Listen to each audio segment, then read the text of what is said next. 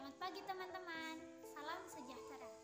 Yang terhormat Ibu Rika sebagai dosen pengampu mata kuliah Psikologi Pendidikan dan teman-teman yang saya banggakan.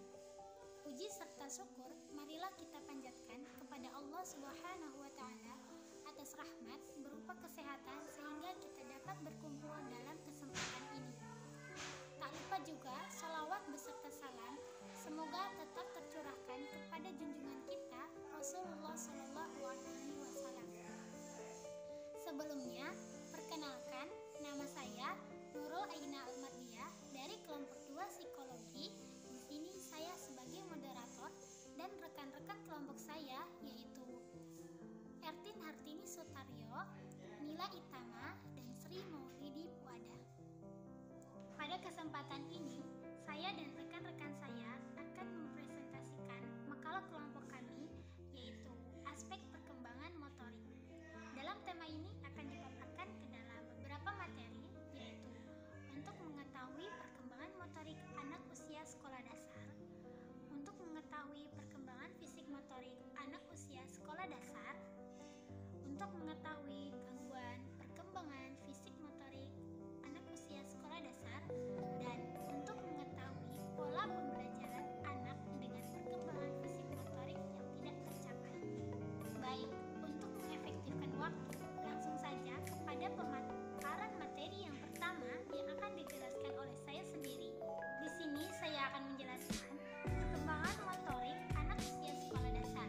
Perkembangan motorik merupakan perkembangan dari segala bentuk perubahan yang terjadi secara progresif pada kemampuan anak untuk dapat melakukan berbagai gerakan yang diperoleh melalui interaksi antara faktor kematangan dan latihan atau pengalaman selama kehidupan yang dapat dilihat melalui perubahan atau pergerakan yang dilakukan. Dengan pengalaman, begitu upaya untuk meningkatkan kualitas pendidikan yang lebih efektif dan efisien dapat berjalan dengan tepat. Setelah melakukan pengamatan di lapangan, bahwasannya dalam proses pembelajaran terlihat ada beberapa siswa melakukan gerakan-gerakan tubuh bahwa mereka telah memahami pelajaran yang diberikan. Ada pula beberapa anak yang bertanya kepada gurunya.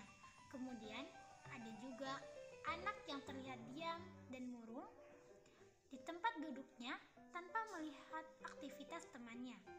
Hal tersebut sejalan dengan penelitian Trimurti yang menerangkan bahwa keterampilan motorik anak sekolah dasar seiring dengan pertumbuhan fisiknya.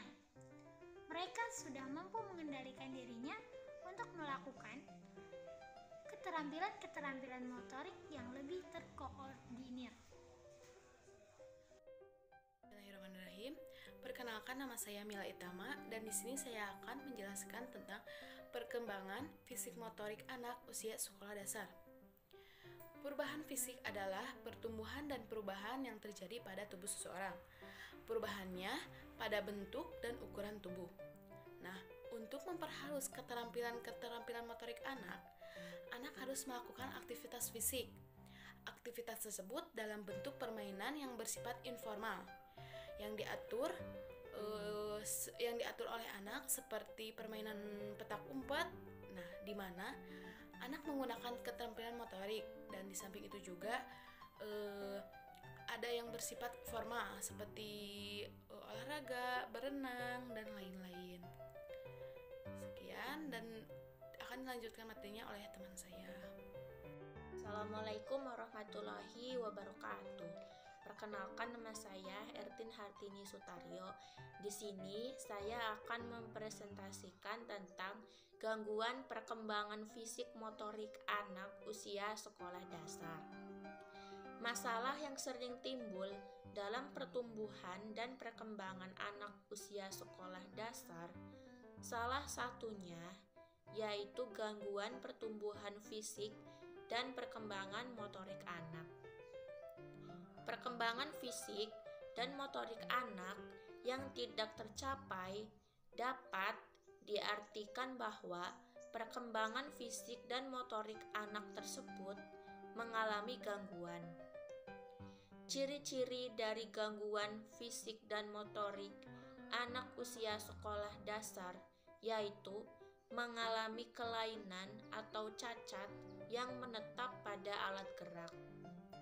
Menurut Samsu Yusuf, bahwa salah satu yang menyebabkan perkembangan fisik motorik mengalami gangguan karena kekurangan gizi pada ibu hamil yang mengakibatkan berat badan bayi sangat rendah dan perkembangan yang buruk. Down syndrome dapat dideteksi melalui pemeriksaan dan pengujian antenatal. Pemeriksaan antenatal digunakan untuk melihat hal tidak normal yang berkembang selama kehamilan. Jika dalam pemeriksaan ini dinyatakan kemungkinan cukup tinggi janin terkena Down syndrome, maka dilakukan tes diagnosis. Karenanya, pemeriksaan kesehatan rutin pada ibu hamil wajib dilakukan untuk mengurangi resiko anak lahir dengan Down syndrome. Berkaitan dengan penyimpangan genetik yang menyebabkan kelayuan otot atau sendi yang mempengaruhi pergerakan anak dalam beraktivitas sehari-hari, termasuk proses kegiatan belajar di sekolah, yaitu seperti 1. Pergerakan tangan yang tidak stabil atau gemetar. 2. Lambatnya menulis. 3. Kesulitan dalam menggambar. 4. Kesulitan dalam mewarnai objek gambar sesuai bidang gambar. 5. Siswa mudah kelelahan dalam beraktivitas. 6. Sering melakukan gerakan refleks dengan orang lain. Bismillahirrahmanirrahim. Nama saya Sri Maulidi Puadah. Di sini saya akan menjelaskan mengenai perkembangan anak dengan perkembangan fisik motorik yang tidak tercapai. Masalah perkembangan belajar anak yang mengalami perkembangan fisik motorik yang tidak tercapai, Down syndrome, secara keseluruhannya mengalami kelatar belakangan perkembangan.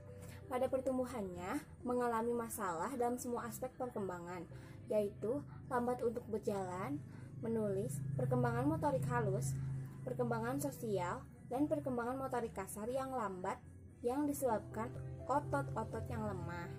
Dalam pembelajaran olahraga, subjek cenderung memiliki motivasi yang rendah karena subjek memiliki daya tahan tubuh yang lemah dan mudah lelah.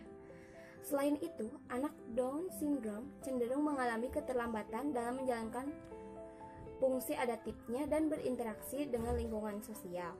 Keadaan inilah yang mempengaruhi dalam ketercapaian aspek kemandirian pada anak tersebut.